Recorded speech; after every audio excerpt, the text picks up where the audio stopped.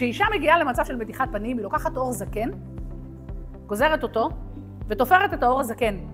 זאת אומרת, האור לא משתנה.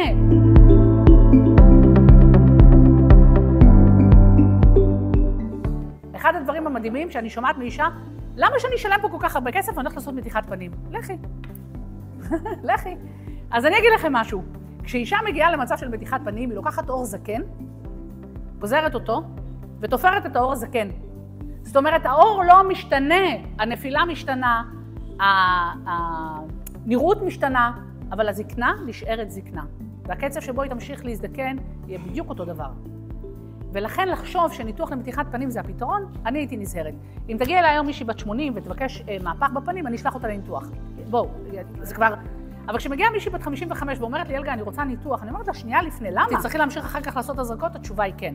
הרי מה קורה? כשאישה מגיעה למצב של נפילת פנים, העצמות התומכות פה מתחילות להיספג עם השנים. העצם התומכת פה בקו הלסת נספגת עם השנים. הלסת שלנו נספגת עם השנים. כן, שלום, ברוך בואכם לעולם ההתבגרות. זה מה שקורה לנו כשאנחנו מתבגרות. ומודל היופי מהו? שהעצמות פה גבוהות, שהקו לסת בולט, זה מודל של יופי. והדברים האלה נספגים עם השנים, ובזה ניתוח לא מטפל. זאת אומרת שאחרי שהיא תעשה את הניתוח, הרופא ייאלץ להזריק פה, ייאלץ להזריק פה, ייאלץ להזריק פה. והאור, אתם זוכרים, נשאר זקן? אנחנו רוצים להצעיר אותו, אז צריך לעשות לו טיפולים. אי אפשר כל הזמן לעשות לו הזרקות. אז במה הועיל הניתוח? בעודף של האור. אז אני מציעה היום לכל אישה בת 40, להגיע לטיפולים, ולא להגיע לנפילה כזאת. וכשתגיע לגיל 80, בעזרת השם, דלגה לניתוח. והיא תישאר עם התווים שלה דרך אגב.